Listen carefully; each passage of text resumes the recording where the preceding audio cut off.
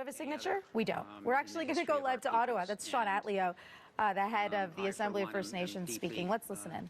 Deeply grateful to our people and deeply grateful for the leaders that we have today, both those in positions of elected leadership amongst our nations, and the councils and the chiefs. And I can't overemphasize as well that the leadership of the people, the grassroots, as they are so often referred to.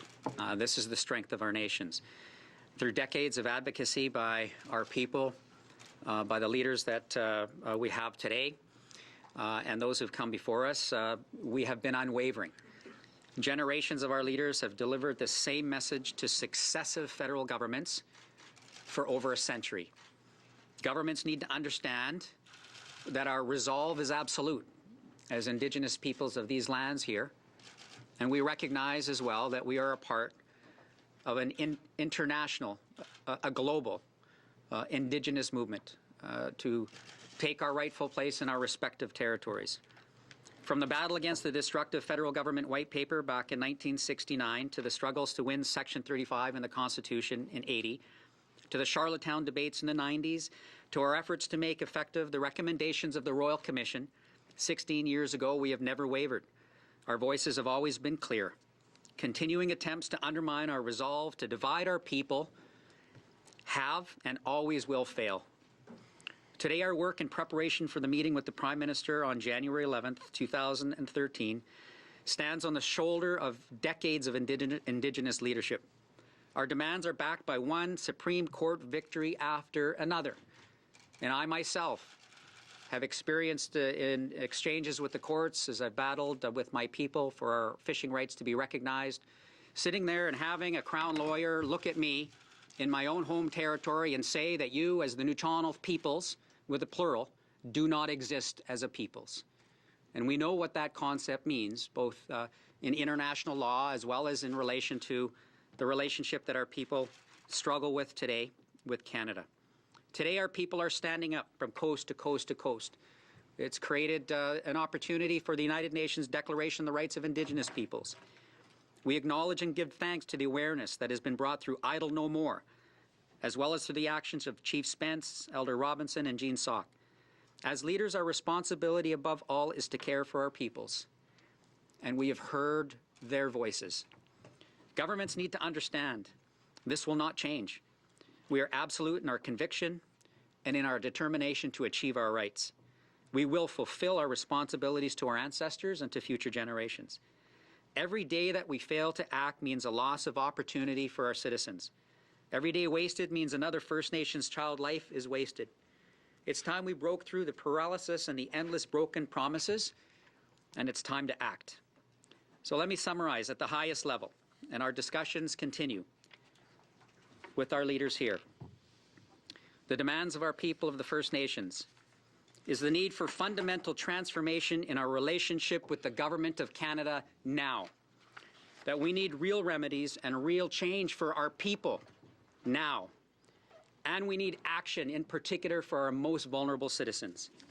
To expand very briefly on each, I would ask that my colleagues contribute with some thoughts. Regional Chief Jody Wilson-Raybould, to my right, is Regional Chief for British Columbia and holds portfolio responsibilities in the area of governance as well as the issue of Aboriginal title and rights, and is an expert in the issue of negotiations. To my left, Regional Chief Perry Bellegarde from Saskatchewan, who also serves as Chief for the Federation of Saskatchewan Indian Nations. For those who are not aware, the Assembly of First Nations is a national advocacy organization with regional chiefs elected by their leaders in each region. Regional Chief Perry has responsibility for the area of treaties. These two issues point to the fundamental transformation that's required. And so I'd like to ask through our chairperson for Regional Chief Bellegarde to reflect not only on this moment, but also in the discussions that we've been having here this week. Please go ahead. Okay. Thanks, Chair, and thanks, National Chief Sean, and friends and relatives. Again, as a Regional Chief, responsibility with the portfolio holder for treaties and treaty implementation. We've brought together our elders and our spiritual people the last number of days and treaty chiefs from across Turtle Island. And that was the biggest gathering to focus on this meeting upcoming. And we focused on 3 things that brought together our people. We held up and acknowledged the Idle No More movement, because that focused on Bill C-38 and Bill C-45, which had a negative impact on lands, resources, and waters in our territories and Mother Earth. So we acknowledge that. That brought things together. We acknowledge, as National Chief said, the people that are on that fast, and that spiritual fast. That's a movement. That's a spiritual thing there in itself. So we held them up because it brought our people together. Unifying rallies involving leadership across Turtle Island, we held that up. The elders, the youth, the women, leadership collectively together, bringing about transformational change. We see that happening. So as treaty leadership met, we talked about one of the most fundamental important relationships is the relationship with the Crown. And of course, that sanctity of contract, the sacredness of that agreement. And so we talked about treaty implementation, treaty enforcement. That's that at a highest level to look at that now, because the treaties are about peaceful coexistence and sharing the lands and resources, not exploitation. Our treaties were not meant to make us poor in our own homelands, but that's what we see. And so you see that movement because our people were tired of the overcrowded and housing conditions that are there. They're tired of the high unemployment. They're tired of lands and resources being exploited with no involvement from Indigenous peoples. That's what you see happening. And so now, time for a renewal of that relationship with the Crown. The integrity of the Crown has been tarnished many, many times. And so to renew that at a very high level with a commitment from the Prime Minister's office, Privy Council office, new institutions to look at treaty implementation, treaty enforcement. A long-term process, because we recognize the meeting on Friday is just one day. There has to be a high-level commitment ongoing. The second point we talked about is, again, lands and resources being unilaterally developed without our involvement creates poverty. That's not good for this country. We need to deal with that. Get Indigenous peoples involved now. And so we talked about resource revenue sharing, but at a high level, possibly led by one of the ministers involved with natural resources, Mr. Oliver, led by and facilitating meetings with the premiers across Canada. Ongoing processes. We talked about implementation, cabinet mandate for implementation of treaties and inherent rights. We talked about that. 3 high-level commitments that we need to see. Fundamental change, transformational change. We've also talked about where we need to go in terms of dealing with a new fiscal relationship with the Crown, because we've talked about that cap that's been there for 19 years that does not keep up with inflation, that does not meet the needs of our people in our territories. It's not based on total population on and off the reserve. And so we talked about a new fiscal relationship with the Crown. That's important to see, direction to review that. That's not acceptable because we're not even at the starting gate when it comes to fiscal relationships. That was talked about. And then now we need to focus even on some short-term things. We brought up even the missing murdered Aboriginal women in Canada, the call for that inquiry. So these things we've talked about because there's so much injustice. And it really means high-level transformational change. And that's what we need to see as Indigenous peoples. And we've talked about that implementation for each treaty by each treaty territory and each treaty relationship with the Crown should be looked at nation to nation again. And so that's where we need to take it. And again, that's where on the high level on the treaty side, the inherent rights side, is what we've talked about. And that's what we're looking for. It's transformational change. And that's what we need to do collectively across this country together. And we're not meant to be poor in our own homelands. And so we need to change that. Because we have raised this within the United Nations. They're not just fundamental treaty inherent rights. They're human rights. And dealing with human rights is in the national best interest for all Canadians. And that has to be respected and followed and recognized. And even dealing with the United Nations Declaration on the Rights of Indigenous Peoples, that always speaks to free, prior, and informed consent as it deals with lands and resources. That's where we need to look and need to go. And so, for my comments, I'll leave it at that, in terms of where we went with our commission, or our forum, treaty forum over the last few days. And I'll turn it over, Chairman. Yes, please proceed. Thank you, Gelakasa. Good afternoon. It's a pleasure to be here along with the National Chief and my colleague, Regional Chief Bellegarde.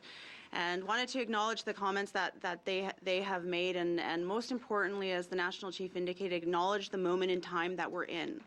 We are in an amazing period of transition in this country, and we are hearing the voices that are being articulated through Idle No More and the rallies that are happening not only across this country but throughout the world. And we're hearing support for the voices of our citizens standing up and calling for that fundamental change.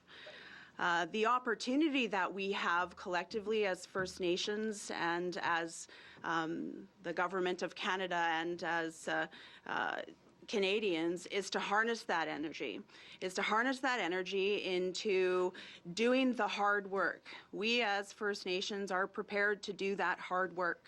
We have the real solutions. We are seeking and coming forward on Friday with real fundamental outcomes that we're seeking from the Prime Minister and his government.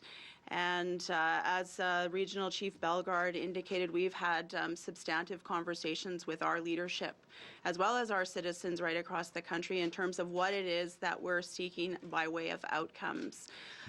In terms of implementation of treaties, recognition of Aboriginal title and rights, and a consistent, ongoing political process developing a new machinery of government through the Prime Minister's office or the PCO that will oversee the transformation and the commitments through these two processes. And we are also at the direction of our leadership and from the calls of our citizens in terms of the Budget Implementation Acts, former Bill C-38 and 45, looking to the federal government to review the code of conduct that has occurred with respect to the development of its economic development policies, and whether or not the duty to consult our nations, which we allege, has not been complied with. We would look to the federal government to develop support in conjunction with our nations, a federal environmental protection regime that in fact protects our environment and protects our water.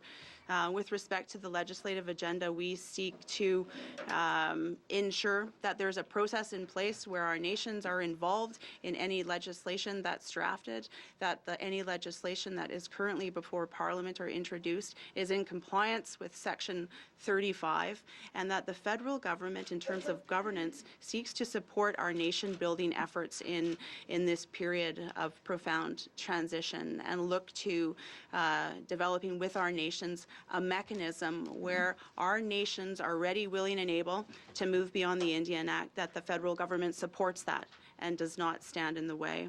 We also had, as Regional Chief Bellegarde, discussions around resource revenue sharing and are looking to the Prime Minister for a commitment to develop a framework around resource revenue sharing, look to engaging with the provinces to fill out that framework, which would move to agreements between and among our nations and the Crown. We have a lot of our First Nation leadership that are here. We have a lot of our citizens that are going to be present tomorrow that are looking to the Prime Minister for the fundamental change and commitments that we need.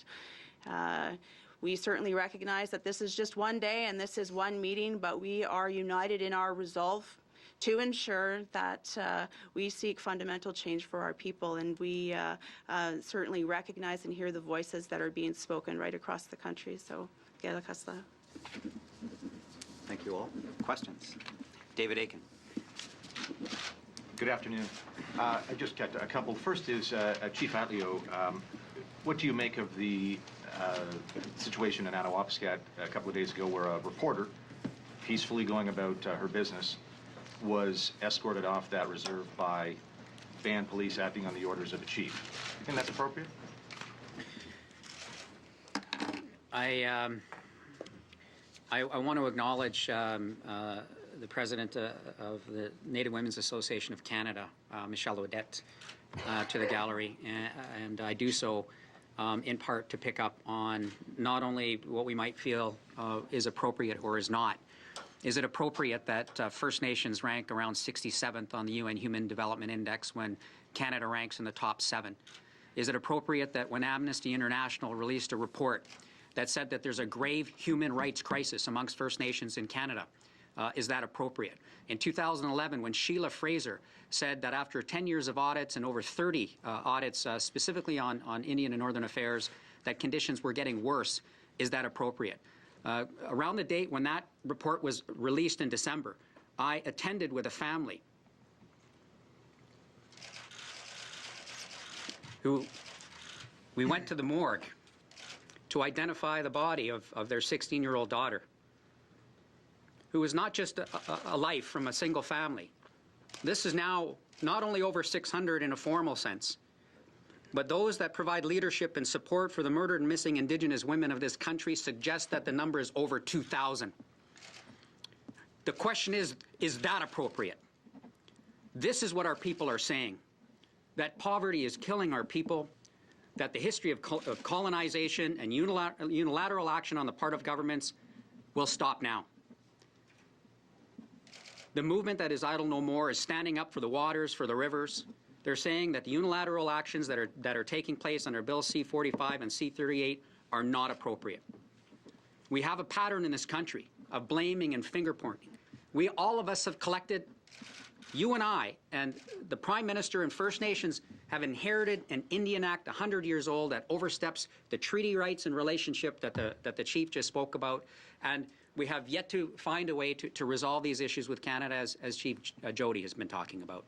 And so the time for that sort of finger-blaming and assassination of characters based on a deeply flawed process, when Auditor General Sheila Fraser, it's important for the international media here to understand, Canada's Auditor General said to the government that there are accountability problems with the federal government's relationship with First Nations. There is no policy to support education. Mainstream Canadians have over 6% increases on an annual basis in education and in health. Our people for 16 years have been under a 2% cap. We said we would be at a tipping point with the growth of our population exploding, over half under the age of 25. That tipping point is now. We have arrived at the fork in the road. It's got one of two choices. The suggested easy road that people suggest, the tinkering with the Indian Act and the overstepping of treaty rights and the ignoring of the plight of First Nations. Well, you cannot ignore what is happening with Idle No More.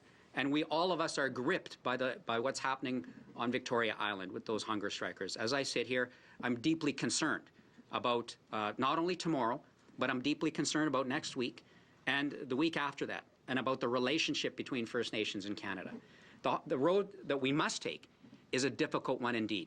Is to accept that no longer can we only ask a single question about a single community and the state of affairs of their audit and their finances, but we've got to dig deep and say we're not going to allow this supposed complexity to stop us from transforming the lives of our people in this country, as well as bringing a sense of real reconciliation between First Nations and Canadians.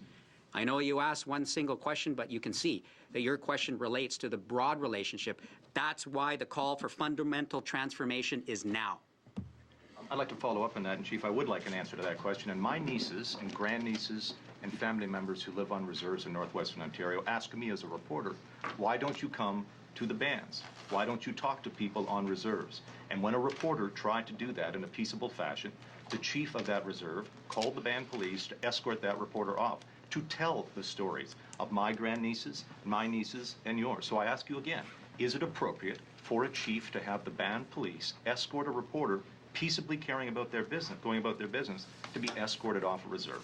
What we need to do is encourage my children and your children, support them to understand that we have a legal construct in this country of denial of the fact that we are a peoples, that we have rights, that we move past the myth that Western states like Canada are based on, that somehow through the doctrine of discovery the lands were empty and open for the taking. This has been disproven. We now have the UN Declaration of the Rights of Indigenous Peoples calling for our people's right to free, prior, and informed consent, and the call to get back to a nation-to-nation relationship. In essence, what we have is a deep disconnect. We don't have a sense of trust between First Nations and especially the governments. And so I think that the relationship that is required was expressed in treaty. that our children, as it says in Treaty Number 3, which is a northern treaty in Northern Ontario, says that, and it's explicit in Treaty Number 3. I'm not sure if you're familiar with it. If I would suggest that we encourage not only Canadians, part of what Idle No More is about educating not only ourselves as First Nations about the rights that we've inherited, but reaching out to Canadians to understand that these rights are real.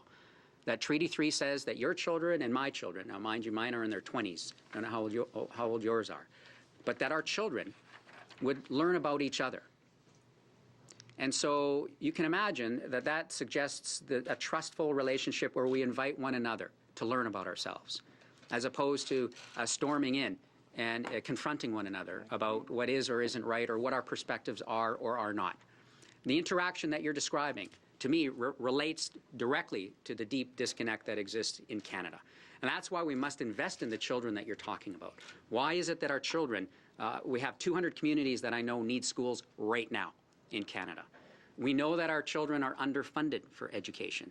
We also know that our children, through the residential school system, there was an effort to take our language away. The over 50 languages in this country, for our international friends, are in jeopardy of dying. And this should be seen as a great part of the rich heritage of this country. These are the things we need to support our young people so that they can grab hands and they can recognize that they've inherited a deep, dark past of colonialism and that we will drive the final stake in the heart of colonialism, and it will happen in this generation. So your question, it relates very well to the broad relationship challenges that we have at this moment. I'll just gently remind everyone that our time is limited, and if we can move things along expeditiously, that would be a great help. But go ahead. I know you had a comment. No, I just had a comment on terms of the education. And in Saskatchewan, I'll hold up that treaties and inherent rights are taught in every school in Saskatchewan, right from kindergarten to grade 12.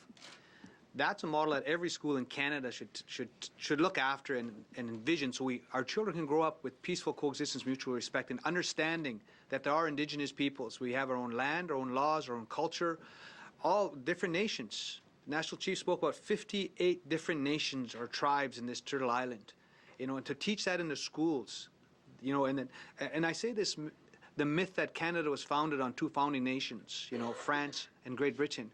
Our nations were here.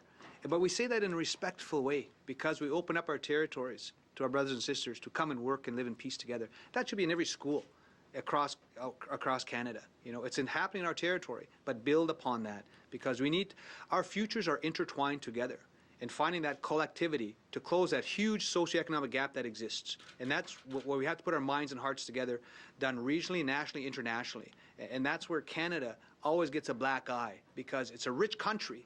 But why is one segment, the First Nation people, so poor? And then we got to close that collectively together. Terry Molesky. Thank you.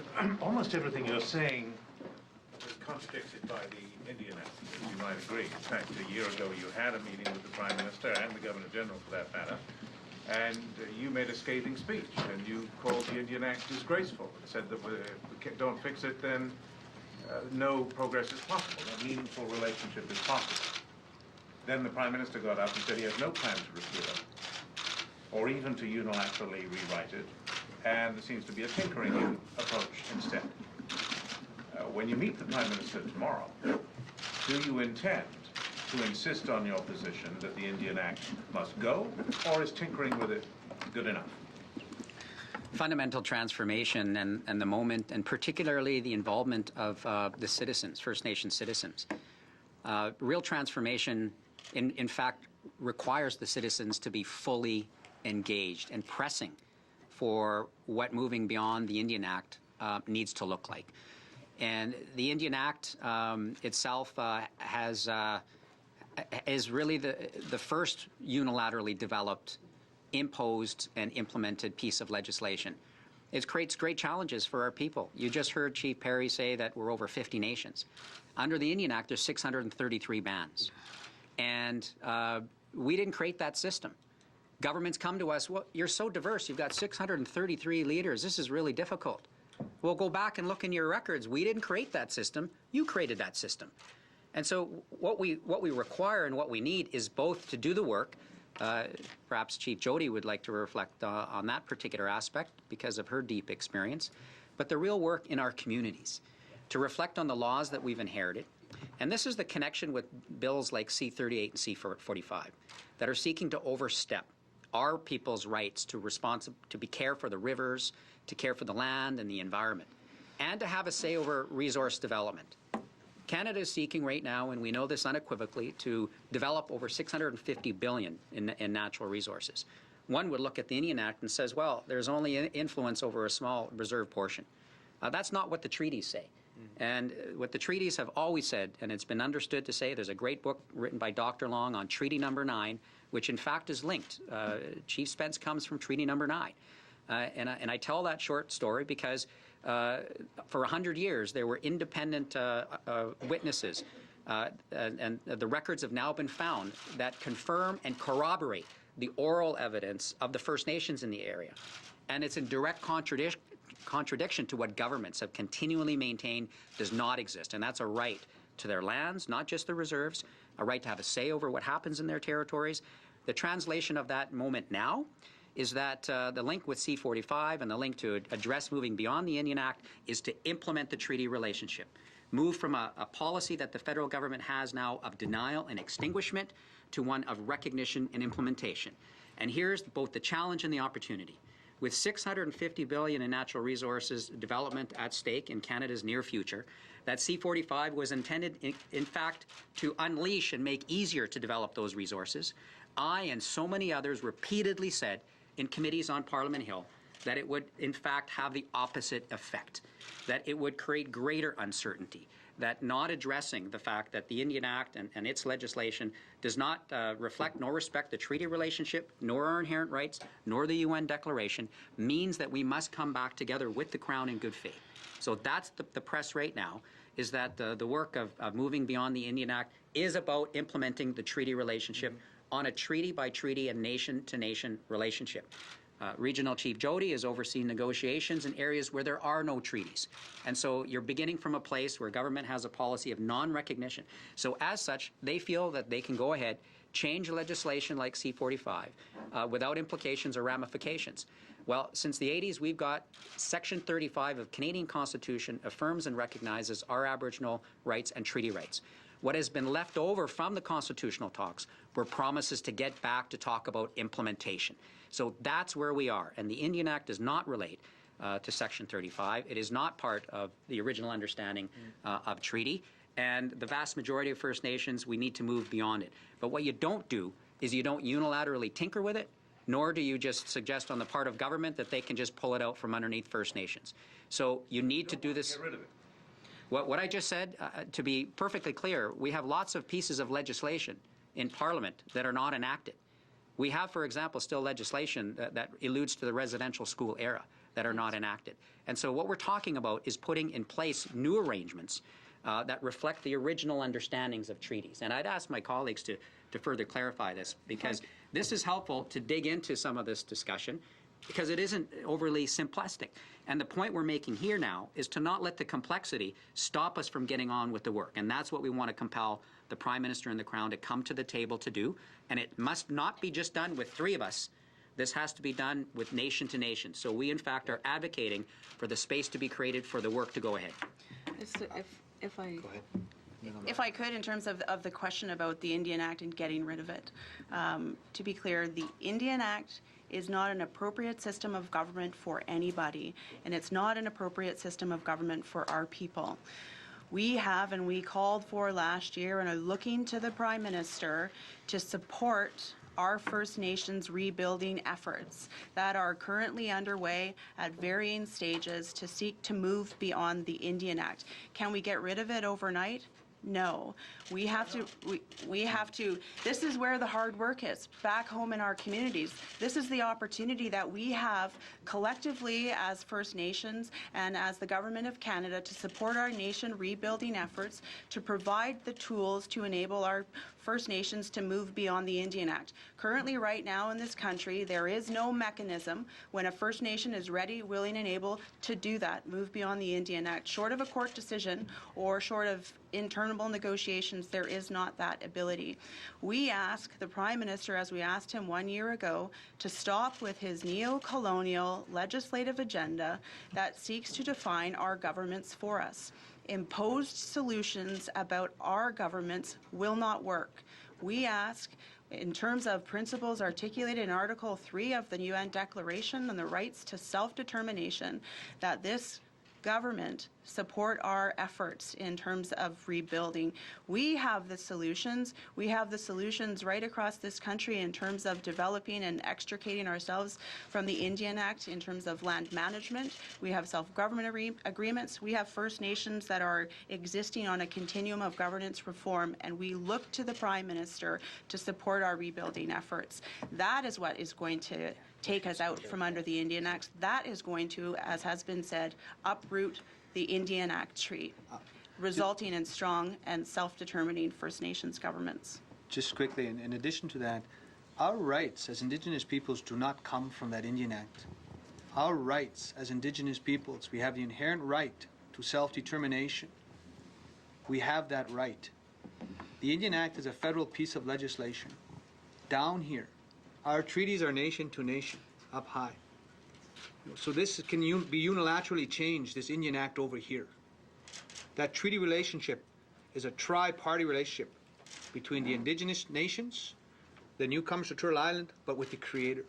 So there's a sacred trust. So that, we weren't given or asked for a Treaty Implementation Act. An Indian Act was there since 1876. It's there. So we want to move beyond that, no question.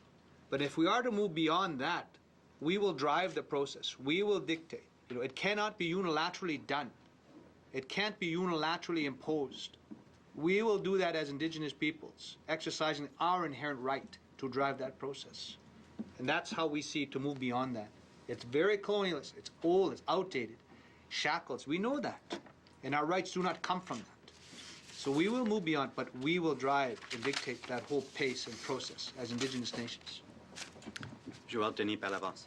Yes, Mr. Theo, as we reach a point of no return, I met you last year and you were more optimistic than you are today. I sense in your voice a sense of growing frustration. I'm always hopeful in considering the hearts and the spirits of people. I'm very hopeful and thankful and grateful and inspired by Idle No More and the power of the people. We have sayings in my language, Tlawa Istat, the people will push up against you, and they will push and show the way forward. And they're saying that and expressing very often quite joyfully the resilience through flash mobs and bringing the culture out and expressing frustration with the bills that have been passed, as well as the Indian Act. And as well as the deep poverty, expressing the pain that has been inherited through the residential school era, as well as the deep social ills and the poverty in our communities. And we've been saying that we know that our leaders have been making every effort. I spend time in communities where chiefs essentially say to me, they're confronted with the choice to either turn on the tap for clean drinking water or open a school, or turn the lights on, or put food on the table, or proper clothes on the back. What kinds of choices are those for any of our people, our leaders, or our parents to be making, especially in the northern remote communities? And so this is not new. This has been bubbling for decades now. It's nothing new that I have said in the last 3.5 years in the role of National Chief. It's nothing that former National Chief Phil Fontaine, former National Chief Overd Mercury, or innumerable leaders before them haven't also said. I think what's happened now is that late Chief Dan George said there would come a time when the young people would step forward. And so many said that. So we have over half of our population under the age of 25. They have one foot in the bush with the elders, recalling who they are and keeping their identity and rebuilding the identity and sense of pride about where they come from, learning the languages, learning the teachings, and learning the ceremonies. We have to recall that up until the 50s, our ceremonies were illegal. Our potlatch and powwow system was illegal. You're sent to jail for trying to hold a ceremony for coming of age for our young people. When I put my daughter through it and the chief got down and washed her feet in front of the whole community to say she is precious, her life is precious. That ceremony was the first one done in over 80, 90 years in my village. And now look at the hundreds, if not thousands, of murdered and missing Indigenous women and girls that we have. There's a direct link to this oppressive policies of the past and the rebuilding that's going on. And so those young people have also gone to school. They've gone to school, they've taken their legal training, and they understand what a bill means. They understand that it falls on the heels of attempts in the past like the White Paper of 1969. They understand these efforts to try to take away our collective rights. And what they're saying is that at this moment, this is not going to be acceptable. And they're pushing up against their leaders. And they're recognizing that even between and amongst ourselves, that there are challenges and differences, north-south, on, off reserve, that we have those who grew up with their language and those who didn't. Those who were part of the 60s scoop and were born in Southern California to see a First Nations face but don't know that they came from a Northern Canadian policy where good numbers of young people were taken out of their homes and sent away. This is the rebuilding that the regional chief is talking about, the recapturing of treaty that Chief Perry is talking about. And we're reaching out to Canadians for whom they have not been supported to understand what we're sharing here. Only recently, and Chief Perry is making, I think, good examples of mandatory education right in the school system in Saskatchewan. Yeah. I see that happening in Manitoba. And so only through understanding can, I think, we bridge this gap. Leadership, though, needs to be demonstrated at this moment. And this is what we're calling on the Prime Minister at this moment to step forward, demonstrate for the country that we have inherited something none of us created at this juncture, but we can all of us, share in doing something about it. And we see a movement amongst Canadians that is unlike we've ever seen as well. We have business and industry leaders saying First Nations must be a partner in the development of resources. First Nations are not opposed to resource development, just not supportive of development at any cost. So you match the booming youth population with the treaty and rights implementation in a fair and responsible way.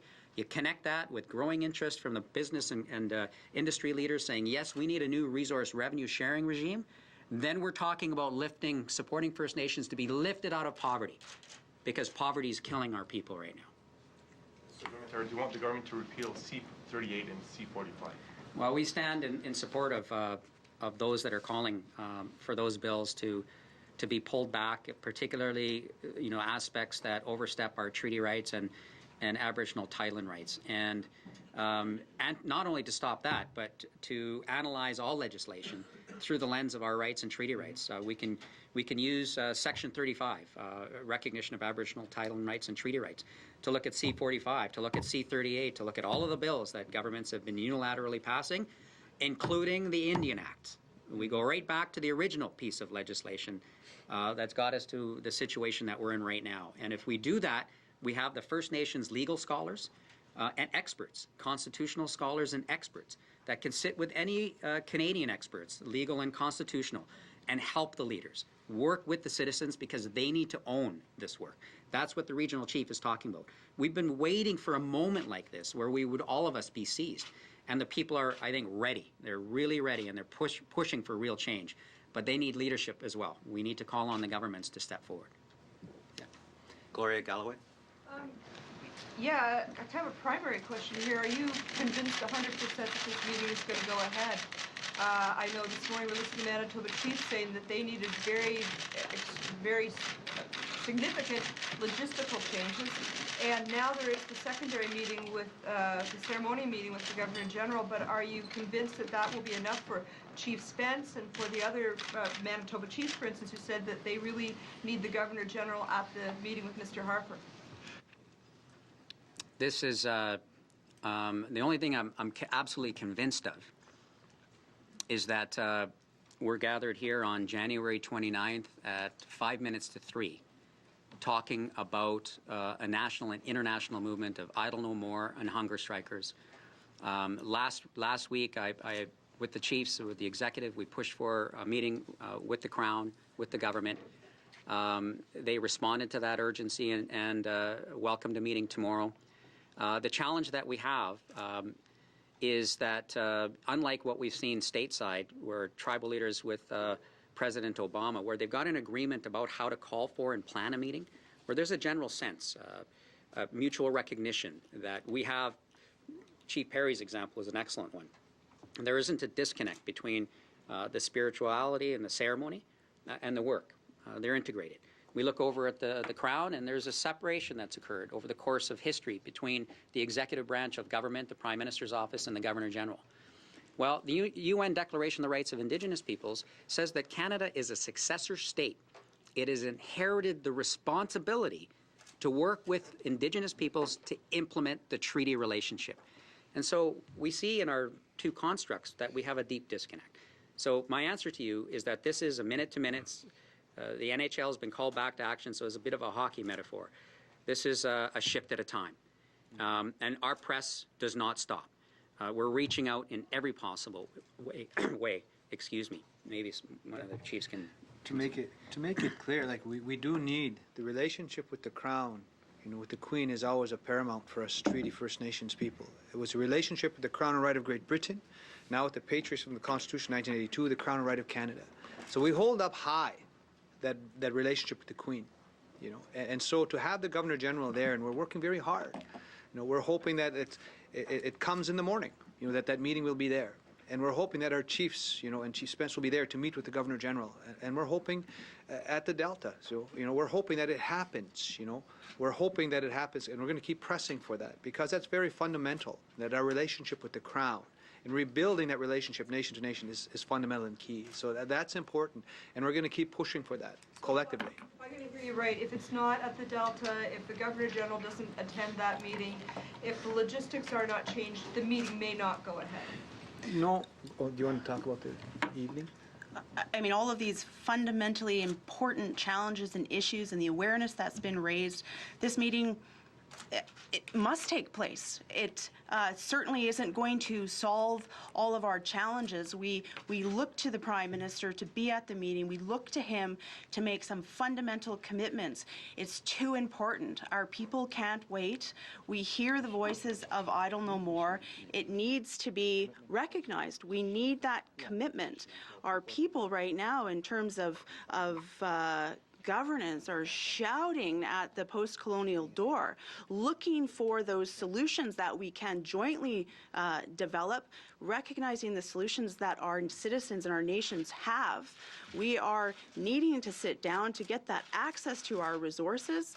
The Prime Minister has stated he's seeking to unlock the economic potential in this country. $650 billion of investment into our territories. Our nations stand in the way of that. We have to meet. We have to have these discussions. So it's going to go ahead. Yeah, there is a meeting right now planned with the Governor-General, no question. We're trying to, everything changes minute by minute sometimes. Is it going to be at the Governor-General's residence, or in the evening, after tomorrow's meeting, 6:30, or is it going to be in the morning? So there will be something happening. We've got word of that. And that's a key piece, is to have the Crown meet with chiefs and elders from across Turtle Island. And that's a key piece. So it's evening meeting or morning meeting. It's still minute by minute, play by play, and things change. Because remember, the commitment was made last Friday, and so everything's happening so quickly. Yeah. We're trying to organize logistics, get details done, make sure everything's inclusive, and make sure it's done properly. Nigel Newlove. Chief, there's a lot of people already disappointed with the meeting last year. If you don't get what you want this time around, what comes next? Well, I think Idle No More is part of what is offering up. It's a very grassroots movement, and it will continue. I think this moment our people are saying is different than any other moment. It's been such a litany of disappointments, of promises made that have not been fulfilled or followed through with. We said last January, and you may recall, Nigel, that I said those very words, that if we were to fail in our efforts, all of us, that the sense of deep frustration and anger would be expressed, and it would be real. So it's nothing that we didn't understand as Indigenous peoples, as First Nations. Myself coming from my own village on the west coast of Vancouver Island, and having spent so much time in First Nations communities and the urban settings in the last 10 years that I've been involved